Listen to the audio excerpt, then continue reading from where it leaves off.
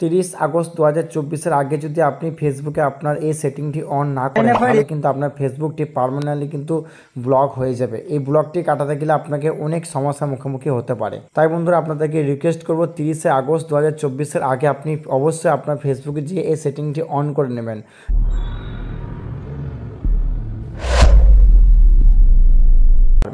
সবার প্রথম আপনি আপনার ফেসবুক অ্যাকাউন্টটিকে লগ ইন করে নেবেন। ফেসবুক অ্যাকাউন্টে লগ ইন করার পর আপনার সেই প্রোফাইলটিকে লগ ইন করে নেবেন। তারপর বন্ধুরা আপনাকে সেটিংয়ের মধ্যে চলে যেতে হবে। তার জন্য কী করবেন, উপরে দেখবেন 3 লাইন আছে, এই প্রোফাইল ফটোর মধ্যে ক্লিক করবেন। এখানে ক্লিক করলে কী হবে, নিচের দিকে অপশন দেখতে পাবেন সেটিং অ্যান্ড প্রাইভেসি, আপনাকে এই অপশানের মধ্যে ক্লিক করতে হবে। এখানে অপশনের মধ্যে ক্লিক করার পর আপনাকে সেটিং যে অপশনটি আছে এই অপশানটির মধ্যে আপনাকে ট্যাপ করতে হবে। তো এখানে ট্যাপ করার পর এখানে আপনার সামনে বেশ কতগুলি অপশন চলে আসবে। এখান থেকে আপনাকে এই অপশনের মধ্যে ক্লিক করতে হবে। দেখতে পাচ্ছেন ফ্রেন্ডস, এখানে একটা অপশন আছে পাসওয়ার্ড অ্যান্ড সিকিউরিটি, আপনাকে এই অপশনের মধ্যে ক্লিক করতে হবে।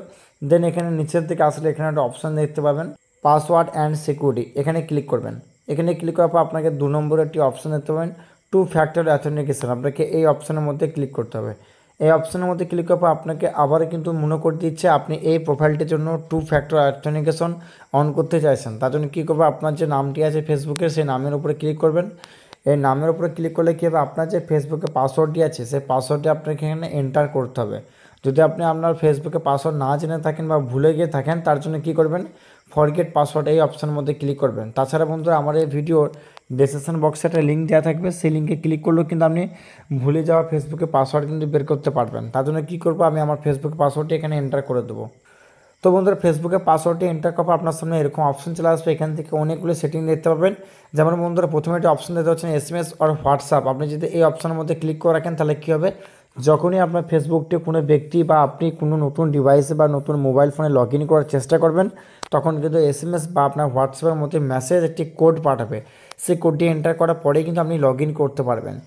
আর আপনি যদি অ্যাপ রিকমেন্ডেড করতে চান তার জন্য এখানে ক্লিক করবেন, বা আপনার যদি কাছে পাসওয়ার্ড কোনো সিকিউরিটি কি থাকে তাহলে সিকিউরিটি কি এর মাধ্যমে কিন্তু আমি লক করতে পারবেন। আমি কী করব, প্রথমে যে অপশান দেখতে পাচ্ছেন এই অপশানের মধ্যে ক্লিক করে দেবো SMS অর হোয়াটসঅ্যাপ। এই অপশানের মধ্যে ক্লিক করার পর দেখতে পাচ্ছেন বন্ধুরা এখানে আমার কিন্তু এনেবেল করাই আছে SMS অর হোয়াটসঅ্যাপ, এটা আপনাদের ক্ষেত্রে বন্ধ অবস্থা থাকবে।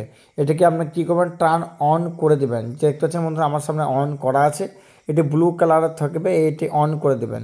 আর আপনি যদি মোবাইল নাম্বার চেঞ্জ করতে চান তাহলে কী করবেন, এই অপশানের মধ্যে ক্লিক করার পর আপনি এখানে যে নাম্বারটি এন্টার করবেন সেই নম্বরে OTP আসবে যখনই এই ফেসবুকটা আপনি যে কোনো মোবাইলে লগ ইন করবেন।